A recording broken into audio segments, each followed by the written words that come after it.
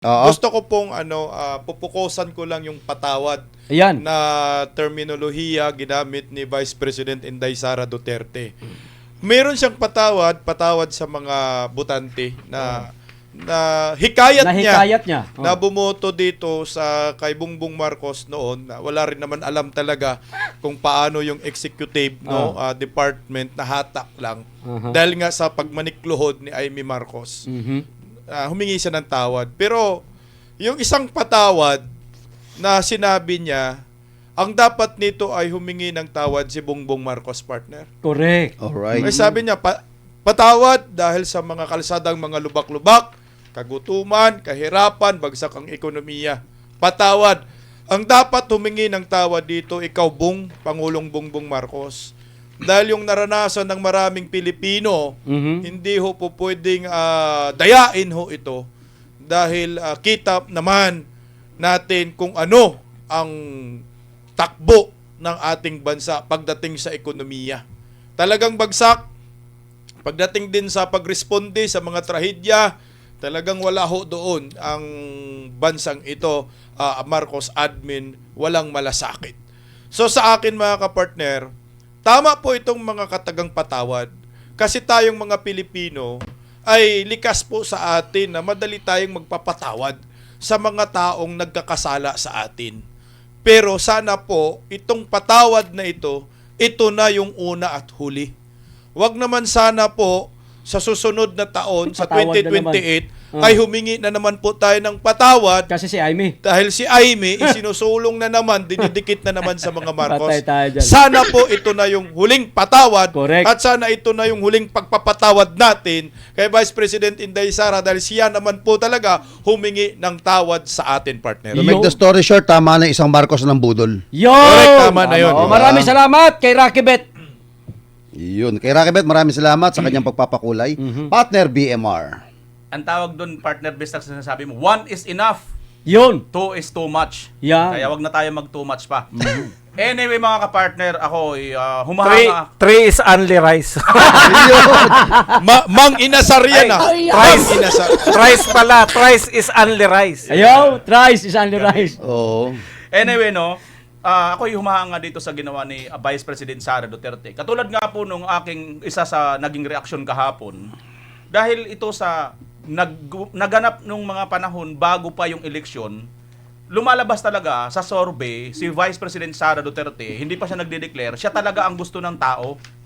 Ngayon, nung siya po ay napasama na dito kay Marcos Jr., ang nangyari, wala na pong bukang bibig yung mga butante, kundi nang lumabas na sa survey, si Marcos na.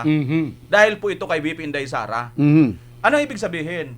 Ang ibig lang sabihin nito, kaya lang naka-gain ng support itong si Marcos Jr. at na eventually nanalo nga siya bilang Pangulo dahil dito kay Vice President Inday Sara Duterte. Ang baon-baon lang naman nakatwiran ng mga sumusuporta dito kay Marcos Jr., pagka tinanong sila, magnanakaw yung ama, ang sagot lang nila, Ama lang. ama lang yun. Oo. Hindi Kasalanan ng ama. kasalanan ng ama, hindi kasalanan ng anak. Correct, oo. Yun nga yun eh. Oo. Pero ang matindi dito, yung nagawa ng ama na mga kabutihan, Ano? magagawa daw ng anak. O, tama. Let's say, halimbawa, yung mga project daw noon, Oh. at matalino daw yung ama. Tama naman. Matalino daw yung ama. Yun nga, yun ngayon yung kanilang katwiran na yun din daw si BBM. That time ng mga nagsosorbi pa tayo. Which is, reality na hindi po yan totoo. Kabaliktaran po itong si BBM doon sa kanyang ama. Na kung maganda ang nagawa ng kanyang ama, idinidikit sa kanya. Pero pagkapangit naman, sinasabi nila, hindi yun ang ginawa hindi gawain ng anak yung ginawa ng ama. So ngayon, dahil dito, pagdating ni BP Inday, lahat ng ito nabura, lahat ng mga agam-agam. Kaya ito ngayon yung hinahangaan ko kay BP Inday kasi tinatanggap niya Na nagkamali siya. Nagkamali siya dahil dito kasi nga, ito yung naging cementing point eh. Yun na, simento dito yung isipin ng tao. Kumbaga, wala na yan. Yung mga kakulangan ni Marcos napunuan ng pagsali or pagsanib ni BP Inday Sara dito. Kaya yun talaga ang inihingi ng tawad ni BP Inday Sara. At nararamdaman ko yun. Kaya salamat BP Inday Sara dahil ipinakita mo lang sa taong bayan na isa ka talaga sa nangunguna na humihingi ng tawad at umaaming nagkamali ka sa pagsuporta kay Marcos Jr. Tigilan na ang mga mangga. Yun. Correct. Nakakorek mo, partner. Partner, Oh. alam mo, ito, Mm. ang nakikita ko rito kay BP Sara, ito talaga yung tunay na leader. Yan. Yung meron siyang sense of leadership dahil meron po siyang pananagutan. Pananagutan ang tawag dyan or sense of responsibility. Yun. Alam niya na isa siya sa mga dahilan kung bakit napahamak ang Pilipinas. Hindi dahil direkta, hindi dahil sa kanya. Yung sinuportahan niya, ang irresponsable, yung sinuportahan niya ang talagang nagpabagsak ng bayan natin. No? At dahil dyan, inaako niya yung responsibilidad. Yan yung leadership. At dahil dyan, hindi niya tayo pababayaan, kaya nga siya tatakbo para maitama yung mga maling na gawa nung kanyang ka-unit team.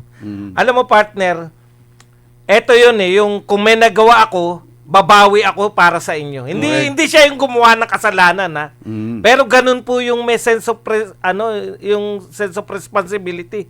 Kahit hindi siya mismo. Unlike nung mga nakaupo ngayon, sila na yung may kasalanan ng mga lahat ng mga korupsyon na to. Either way, sila yung may kasalanan dahil direkta sila na may handyan sa corruption o sila may kasalanan dahil wala silang ginawa para matigil yan. Pero partner, dalawa yan, no?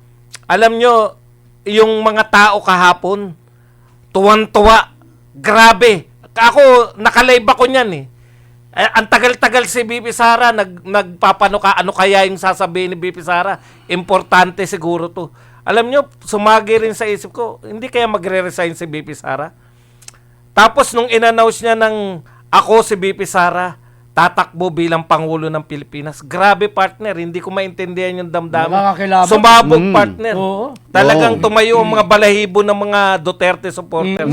Eto na yung pag-asa kasi aminin natin partner, araw-araw tayong talagang nadadown din tayo Correct, oo. Ako, ramdam ko rin yun na, ano ba itong nangyayari sa Minsan Pilipinas? nakakapagod Wala na ba talaga tayong kapag-asa? Yung announcement na yun, grabe. Ang binigay na pag-asa sa atin, no? Tama, Meron tama. pa. Ito ang tunay na pagbangon kasi babalik tayo dun sa tapang at malasakit. Correct. Balikan yung ginawa ni Tatay Digong, yung tigilan na tong mga kalokohan na to. Partner, maraming salamat BP Sara sa pagbibigay mo ng pag-asa sa aming lahat. Yun. Partner, bago ko ibigay yung round 2 nyo, bigyan lang ako ng komento. Okay. Alam nyo, ang nakita ko kasi dito mga partner, hindi na po natin kinakailangan hanapan ng plataforma di gobyerno si Vice President Inday Sara Duterte.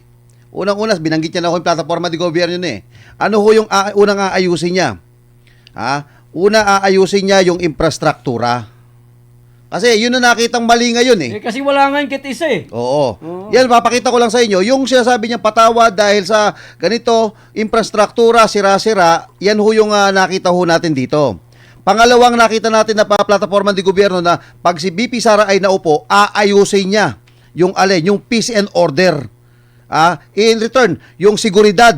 Pangatlo, yung pagkain. Sa hapagkainan. Mga kabayan. At pangatlo, yung pagmamalasakit. Yung wala nang babawian ng buhay. Pang-apat, ang dami niya rito. Ibabalita rin ko lang mga partner yung healthcare. Ito na yung plataforma na aayusin na sirang-sira po ngayon. Kaya nga po sinabi ni BP Sara, mga partner ito na sinabi ni BP Sara dito na binanggit niya ito pero ang totoo, ito ang concern. Ito po ang dapat nating ayusin. Round 2 ka na partner KPL. Ano masasabi mo dito? Natuwa lang ako doon sa mga sinabi kahapon ni BP Inday Sara kagaya Parang ng mga hindi partner. naman. Ang lungkot-lungkot ng sagot mo Para maalala ba? Ay, dapat magtatatalon tayo. Hindi, kasi may fasting yan Kaya Walang yung energy. kulang. Walang energy first Kasi umpisa na ngayon walang Kaya energy. intindihin natin yung mga si KPL. Kaya nga sumandal ako, partner, para makarelax Pero, partner, 1 taon at 3 buwan, tama ba, bago mag-eleksyon? Oo. Tama sakto tong mga pagkakataon na ito na nagdeklara kaagad si Inday Sara. Oo, kasi lalo na ngayon na mainit pa rin na itinutulak itong impeachment laban sa kanya. Na maaaring meron ng mga marami-rami na rin siguro. Kasi 1/3 lang ang kukunin, napipirma eh. Maaring marami-rami na ang maaaring pumirma sa impeachment laban sa kanya. Pero dahil nga sa biglaang pagdeklara niya, mga partner, sa palagay ko lang naman ito, no? Pwedeng totoo, pwedeng hindi. Pero sigurado, yung mga nakapag-isip-isip na willing silang pumirma sa impeachment ni Inday Sara, mababago yan. Kasi, partner, kinakailangan i-save nila yung political career nila eh. Oo. Pipiliin natin, ilalaglag natin, i-impeach natin itong isang impeachable official, government official na ito o kinakailangan manatili pa rin sa atin yung pagiging kongresista natin, pagiging mababatas natin. Syempre, nakasalalilido ang hanap buhay natin. Pipiliin talaga nila, partner, na manatili sa kanila yung kanilang posisyon. At hahayaan nila ang impeachment ni Inday Sara kay si Hudang walang bumoto. Wala nang impeachment na mangyari. Bakit ka nakatingin sa akin? Hindi, kasi, ikaw susunod na eh. Ikaw susunod. Para mag kami lang nag-uusap dalawa eh. Nagpapasagip na kagad. Papasa ko na. Ang haba na nun eh. Hindi, Binabypass mo na yata ang kumpare mo. Oo. Hindi, iba yung trabaho namin. Sama yan. ng tingin mo sa akin Ayaw ka, Tiger. Hindi ka sa monitor eh. Nakatitingin sa'yo eh. Oo, tingin Oo. Kitang-kita sa camera to. Kitang-kita eh. Dala daw ng fasting yan. Nagpapasagip. Ipapasa ko na, pare. Ipapasa ko na. Parang kung sa kanta pa, bumibridge na yan. Ipapasa. Kayo naman, pambira. Binuking naman ninyo. Ikaw na. Naubusan na ako eh. Ipapasa ko na eh, pambira. Pare, parang basketball tayo rito, limahan. Sama mo ko ka sa tingin. Oo, sa baka. tingin. Pag tinignan na kita, alam mo na yan. Pasa Oo. Sige, Ito, sige. partner. Pagkatapos nga ako pag-anunsyo ni Vice President Inday Sara kagahapon, may samot-saring reaksyon, no? Komentaryo, meron iba, biglang nagiging political analyst, nagiging scientist ng iba pagdating sa politiko. Pero, ang isa sa mga napansin ko po, pagdeklara po ni Vice President Inday Sara kagahapon, bukod yung tumaas yung stock exchange natin, good po yun. Nakakagulat, no? Oo. Alam mo, yung mga mainstream media, nagkaroon agad sila ng survey. Di ba? Di ba? Nag-survey agad sila. Ang bilis eh. Ang bilis nila magawa ng survey. So ito, halos lahat naman ng mainstream media nag-survey. Pareho rin sila ng kasagutan. Ano? Pareho rin ng katanungan. Ano? Ang tanong nila, Vice President Sara Duterte as President sa 2028. Tapos merong pagpipilian mga emoji. So yung naka-like, thumbs up, pwede. So, ibig sabihin, pabor na tatakbo pag pwede. Pag hard yes. Kumbaga, gustong-gusto mo talaga. Pag nakasimangot, hard no. Sample ng kasimangot, partner KPL. Ibigay natin kay Brother Dan Chan. Pangit sa akin. Mas bagay sa kanya eh. Mas bagay sa kanya. Sila PL, pagbigyan mo na sample. Ba't di natin subukan kay Bimar muna? Partner, sa dami na nagpapasaya kay BMR, mahirapan Na Totoo, kasimangot. oo. Pag sinabing nakasimangot, hard no. Ayaw. Day. Tapos, pag... Ganto. Ito na. Okay na. sige, KPL, nakasimangot. Ayan. Ay, bata may naalala ko mukha dito. Alam mo, ito, yung dekada 80. Yun, mukhang suso yun eh. Yun na nga eh. Mother Bats, alam mo yon yung Mukasim. Yung Ano? Dato Puti. Dato puti. Si Dato Puti. Si Kuhul. Ay, Si Kuhul. Kala ko si Mang Kanor. Di wala yun. Okay. Tapos pag yung nakaluha, Diyos ko, awa na lang. So yung nakaluha, pwede ring boboto ka Inday Sara yun. Kasi awa. Yung nakatawa, aalis na ko ng Pinas. Yun yung mga reaction. Siyempre, magpipili. Alam, partner, isa lang yung kukunin ko, partner, kasi sobrang dami lahat po ng mainstream media. Sa Daily Tribune na lang yung kukunin. Naka-generate po ng mga ilang 467,000 reaction. Wow. Yung survey na yun, ang dami ha. 467 reaction. So ngayon, ang resulta ganito. Ang 73,000, ito yung ayaw kay Inday Sara. 73,000. Marami rin. Yun yung nakasimangot. Yung 52,000, yun yung nakatawa. Alis na lang ako ng Pilipinas. No? So pag tinotal mo, ilan yung partner? 125,000. So, total of 125,000 ayaw kay Vice President Inday Sara. Pero tingnan mo naman, partner, ang gusto. Ano? Yung naka-heart, 284,000. Po, Meron grabe. pa, partner, naka-like, partner, 40,000. Grabe. So, a total of 324,000 Wala. kumpara sa 125,000. Malayo diferensya. 125,000 ayaw, 324,000 gusto. So, ibig sabihin, 50% Ang laki. ang diferensya, partner. Oo. So, mga 75% sa survey nila, gustong maging presidente si Vice President Inday Sara Duterte. Oo. Mainstream media pa to, dilawan pa to, partner. Oo. Correct. Yun yung magandang punto. Oo. Dilawan pa yan. Dilawan pa yan, partner. So, Partida. ibig sabihin, pakahinaan, narinig ko. Nagkiko. Sorry, So, ibig sabihin yan, partner, kahit kampo ng dilawan, yung mainstream media na yan, ay ang ibinoboto pa rin sa survey nila ay si Vice President Inday Sara, 75%, partner. Ang sakit nun. Sakit nun. Oo, partner, dahil sa sobrang kasikatan po mga kabayan ni BP Sara, dahil marami ngayon yung alam niyo, partner, nais ko lang i-deklara to, meron pong gumawa ng mga trolls Ano? na Facebook dito po kay yung tumakbong anak po ni Mayor Tumang, ni Hazel Congressman Tumang. Pinapalabas nila ngayon na kinukundi na si BP Sara. Ito po, kausap po ngayon, nag-message sa akin si Barangay Captain, ABC President ng Mexico, Pampanga. Pinapaabot po na mga trolls po daw po yun at hindi po pahayag ni Dr. Hazel Tumang, partner. Oo, yung Ano ba pahayag. sinabi? Ito, partner. Hindi, ipapakita Interesado ko. ka pa, kikil na kami magkomento. Hindi, Interesado ka pa dyan. Hindi kasi sinali niya eh. Hindi, hindi lang mapakita ito, partner. Mapakita ko sa'yo. Yan pala, meron pala. Oh, hindi ko lang pinakita dun sa Nagkikigil na nga kami sa Oo. komento. Oh, sige, partner BMR. Siningit ko lang kasi nanonood ngayon si ABC President Yan. Chairman dyan Ay, sa oo, Pampanga. no, no. Binabati natin si ABC President. Terence Barangay Captain Terence Sampaw. Tama Barangay ba? Captain Sampang siya? Napaw. Nang dahil dyan, huwag ka na magkomento, Bimar. Kay Badong na. Wala ni Travelers eh. Hindi, bigay muna kay BMR. Siningit ko lang. Alam nyo mga partner, back to pa rin dito sa pangyayari kay ni BP Inday Sara, no? Alam nyo, share ko lang dito sa ating mga viewers at sa viewers ng sarili kong channel. Sinasabi ko to sa kanila na bilang political vlogger at organic supporters ng mga Duterte, kami po yung nagiging shock absorber ng yung bang panghihina ng loob, stress, lahat-lahat na lang. Tama. Alam nyo, paminsan, yung nagiging stress reliever ko, naglalakad ako mag-isa. Ha?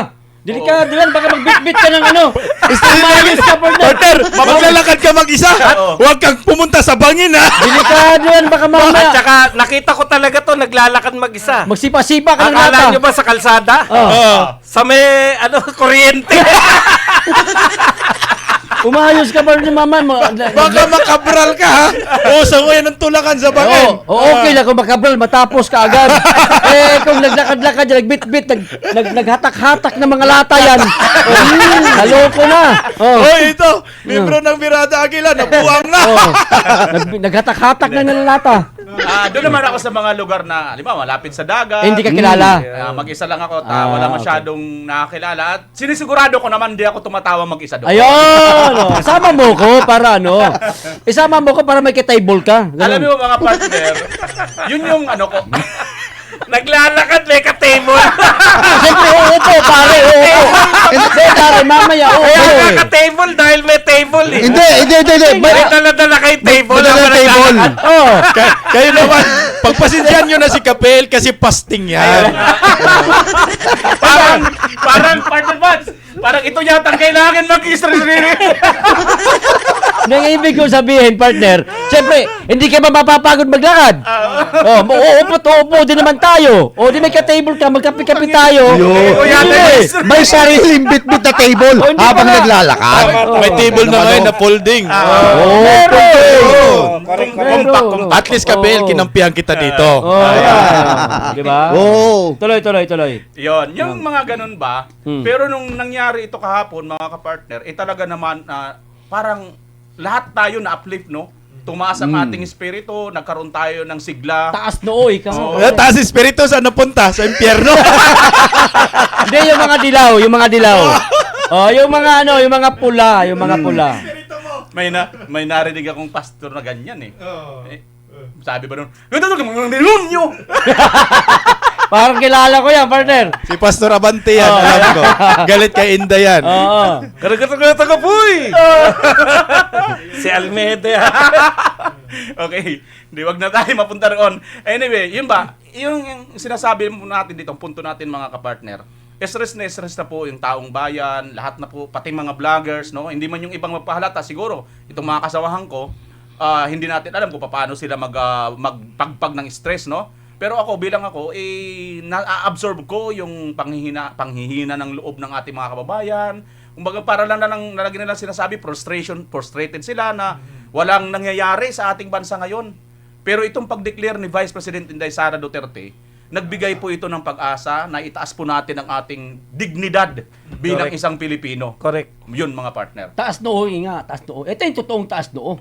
Correct. Hindi yung tulad nung sinasabi ni Bongbong Marcos na taas noo. Eh, yung mga kababayan nating OFW, kulang na lang murahin ng mga employer nila dahil nadadamay sila sa kapalpakan ng presidente natin. Exactly. Speaking of Unlike- taas no, partner, tanggalin mo yung sombrero mo, makita mo yung taas ng noo mo. Wag. Makikita yung bagong infrastruktura pinapagawa ng paliparan ng plano. Pare, may ano dyan, May landingan yan. Oo, Ay, talaga, oh. Makintab. Nandyan pala yung build ni BBM sa Oo. noo. Eh, baka sabihin na hanap po yung ghost project nung nung paliparang eroplano. Pag tinanggal niyo pong ganito, makikita po ninyo. Talagang tinanggal Wala talaga. naman yun. Speaking of Ayun. taas noo lang naman. Ayun. Oo Taas naman. noo. Okay. Partner Bas, ikaw naman, baka mapunta na kay ano to. Eh, baka agawin na naman traveler yan. Dalihan mo na. Dali na, agawin ko yan. Actually, nakalimutan ko. Hindi, ano lang, no? Yung mga reaction lang in general, may mga nagsasabi kasi na political lang daw to. May nagsasabi pa na calculated moves to ni BP Sara para maawat yung impeachment. Ano po masama dun? Di po ba? Ano yung gusto nyo? I-impeach nyo si BP Sara? Ilang impeachment na? 4 na ba? Apat na. O 3? 4 na. Pang-4 na? Ibig nyo sabihin, walang gagawin si BP Sara? Correct. I-impeach nyo lang, maghihintay lang siya ng... Nakatunganga lang. Tsaka hindi lang nakatunganga, maghihintay lang siya ng papatawag, Correct. maghihintay lang siya na yung gagawin ninyo. Eto po, kayong mga mga anti-Duterte, mga diehard anti-Duterte, basang-basa na namin yung ginagawa nyo. Katatapos pa lang na binasura na Supreme Court, yung sinabi na Supreme Court na 1 year bar rule. Alam na namin na sa Pebrero, magsasampa uli kayo ng impeachment. O, di ba? Alam namin. Kaya kayo, basang-basa na yan. Yung barahan nyo, nakalatag. Unlike sa mga Duterte, ganyan maglaro sa politika. Walang nakakaalam. Kami nga, hindi namin alam na magdedeklara si BP Sara eh. Eto po, game changer kasi ang ginawa ni BP Sara, actually, kinatay niya na yung impeachment.